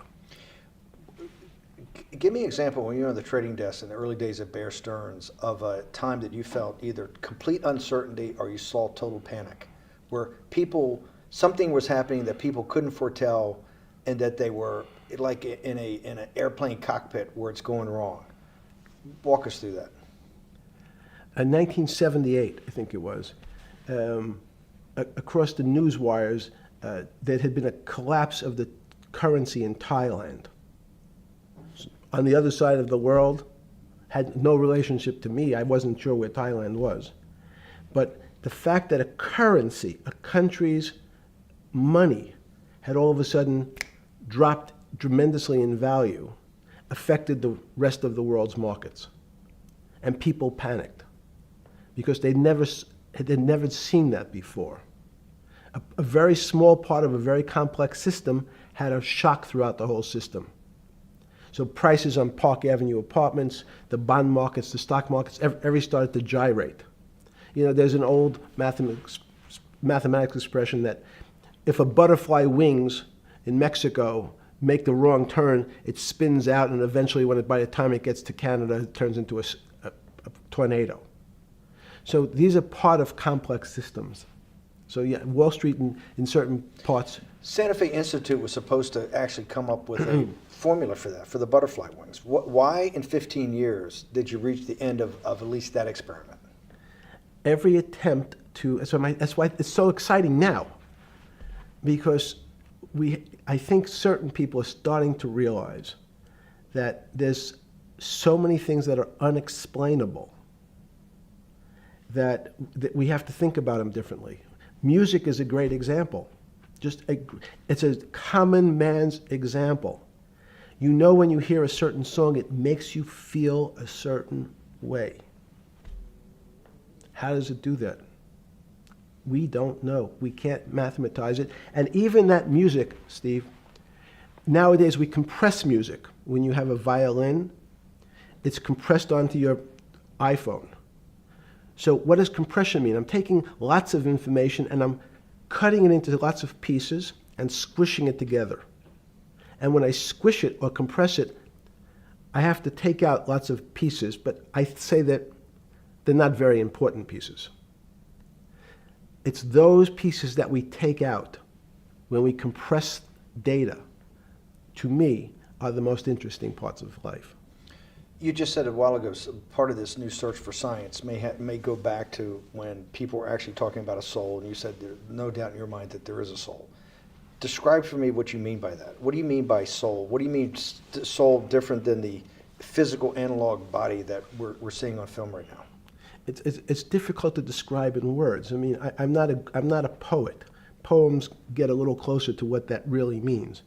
But even the concept of what is life becomes complicated when you deal with plants and seeds. Is a seed alive? I don't know. Certain people would say, no, it's dead. When your banana, one of my favorite examples is the banana that's sitting on the countertop in your kitchen today. Is it alive or dead? What do you think about human life? Tell me about human life. But your banana is alive. That banana is breathing. It's on your, you say, that's impossible, Jeffrey. No, it's not. Is the banana conscious? All these are words.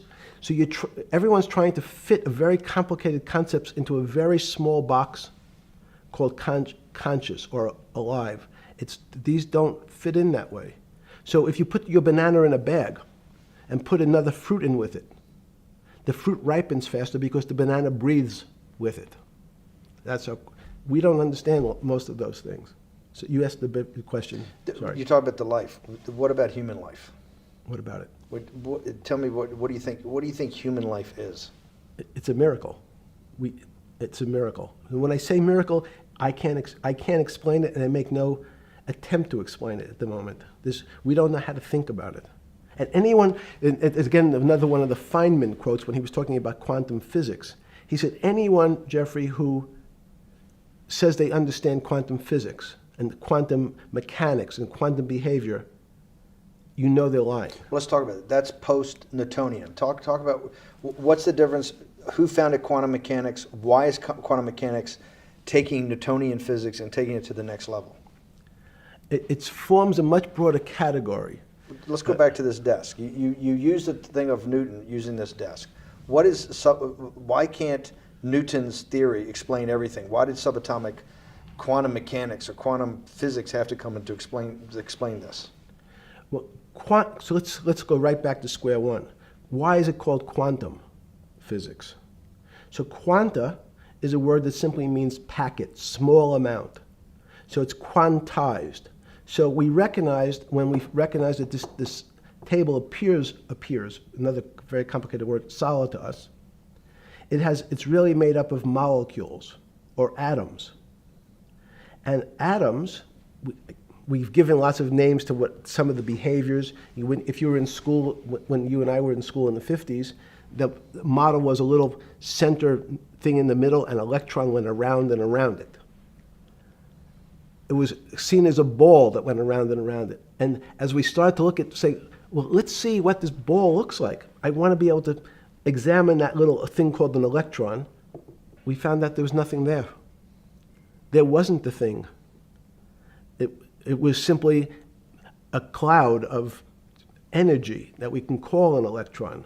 So we already started to see mysterious things as we go into very super small quantities, quantum physics. So quantum physics started to go into the very small, and at very small distances, we see things that we can't explain. We just cannot explain. How am I doing on time? 4 minutes. Fine. And to summarize, no, sorry. Let's go back to human life. When do you think human life starts? It's not these. So you see, this is the question. You're asking me to measure something again. It's the disease.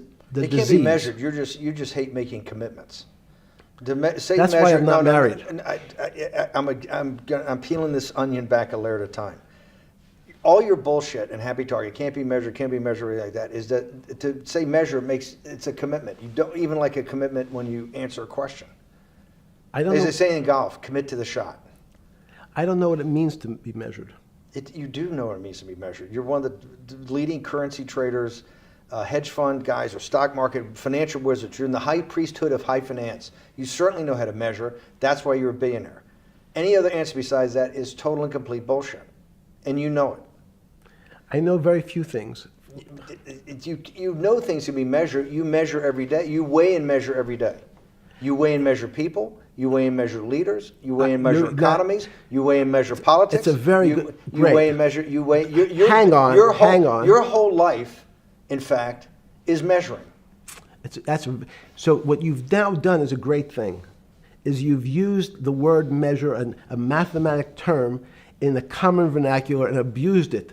So I don't even recognize what it means. It's so abusive to my field. Why? And let's go to that. In mathematics, measure means what specifically? There's no specific. It's an approximation, or giving something a number. Einstein said, we're not asking you to go to the 9th decimal point. You didn't say that before. No, you're not going to the 9th. I don't even. What if I say measure? How tall are you? You'd say, in your case, 6 foot. 6 feet. But is it 6 foot 1 inch?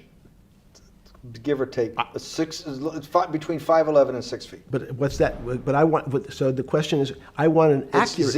I got Zeno's paradox. I don't even know what it means to measure you. Am I measuring the top of your hair, the top of your skull, the finer, the more. You're being rabbinical.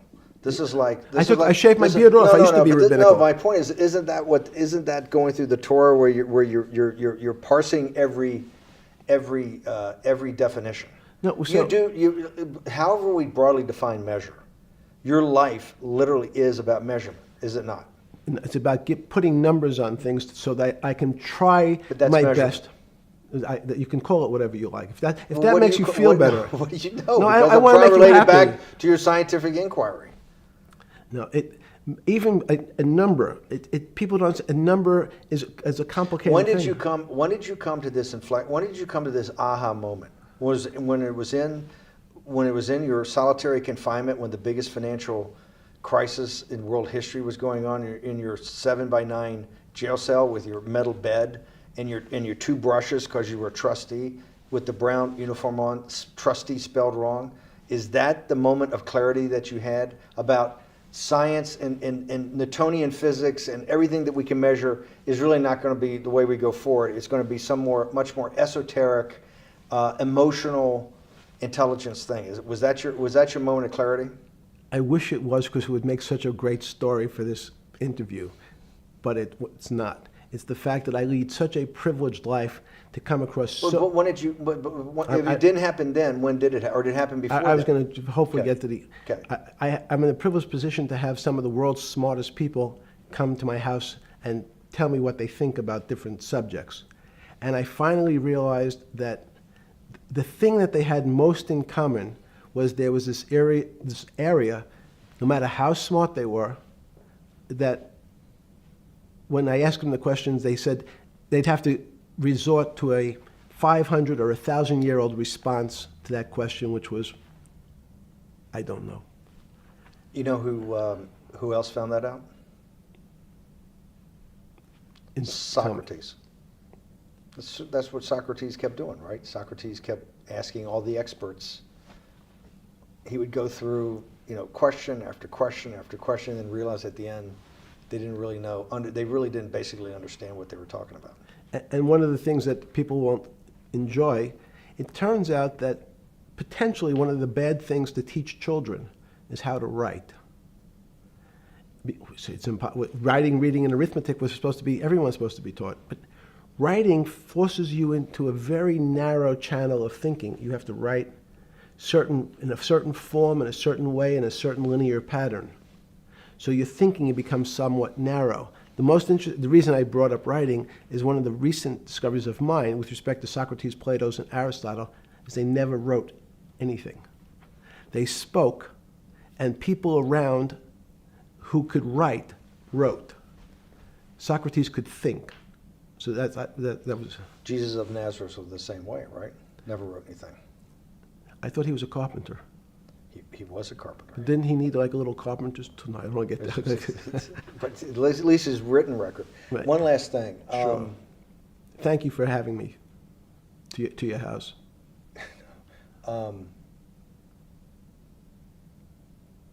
Vegetable juice. Let's go back. Look what vegetable juice does. When did the beginning of that, was there any one aha moment in all these great thinkers? Did it happen before 2008? Was it after? That came up over, I know, many years, but when did you actually realize, hey, something new's got to be developed? Yeah, that's great. Is that because again, I'm privileged enough to have people around me who've given lots of philanthropic gifts to institutions of higher learning, and when I said the impact, how do you judge the impact of your giving? And we sat down and said, no really new ideas have come out. And I realized that, of course, it hasn't come out because we've been looking at using science and mathematics, and it's the wrong tool. It's obvious. Institutions that are set up and try to put forward knowledge and understanding and truth, should they take your money? Derek Bach at Harvard said, taking money for good causes is a good thing. So if Hitler took all the gold out of the teeth of the Jews and said, I want to give this to Heidelberg University to fund the Leibniz chairs so that I can study high energy physics, Derek Bach would say that was fine? Again, these questions are questions where good people on both sides, like your Charlottesville, could differ. I don't know the answer to these questions. So tell us the two. Give us the two answers. The one answer why it shouldn't be, and then the one answer. Derek Bach says, I'll essentially take cash from anybody because I got so many projects, so many good guys, and this is the way I'll do it. So I'm indifferent to where the cash comes from. Money's money. And if I got good guys, I'm the fiduciary that says these are good people and this is good research, okay? I'll take the cash from any source, including you. What's the other argument? Let me give you that. I know in my case, Is your money dirty money? if you live, I just asked a question. Is your money dirty money? no, it's not. So in fact, Why is it not dirty money? because I earned it, a heart. But you earned it. I earned it legally. We went back to this before. You earned Yes. it. You earned it advising the worst people in the world, right? That do enormous bad things, and just to make more money. So instead of asking me the question, should you take the money? Because I think it's a legitimate question. Do you think it's a legitimate question? Yes, no Why? question.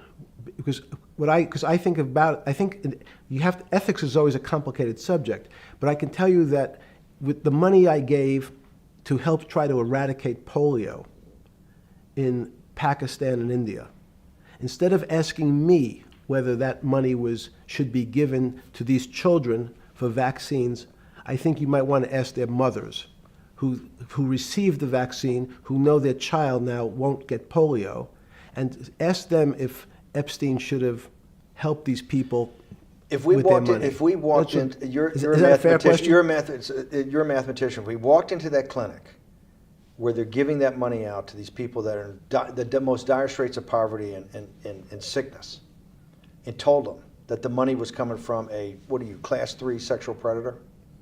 Tier 1. Tier 1's the highest and worst? No, I'm The lowest? I'm the lowest. You're the yes. lowest. Okay, tier 1, you're the lowest. But a criminal. Yes. That the money came from them. What percentage of people do you estimate? I understand you don't like probabilities. Do you estimate would say, I don't care, I want the money for my children? I would say everyone said, I want the money for my children. Did they know where the money came from? I think if you See, told them, if I told them 100%. the devil Himself. The devil himself said, I'm going to exchange some dollars for your child's life. Do you think you're the devil himself? No, but I do have a good mirror. It's a serious question. Sorry. Do you think you're the devil himself? I don't know. Why would you say that? Because you have all the attributes. You're incredibly smart. You remember the devil is Was somebody the devil knows smart? The devil's brilliant. You read Milton's Paradise Lost. No, the devil scares me. Satan is at the number 1 or 2 archangel, and the reason he goes to hell and leads the rebellion is because he can't be the top guy. And his thing is, I'd rather reign in hell than serve in heaven. I saw that in a movie once called American Dharma. I don't remember who said it. Okay, we have to go. Okay, good. Okay. That was good.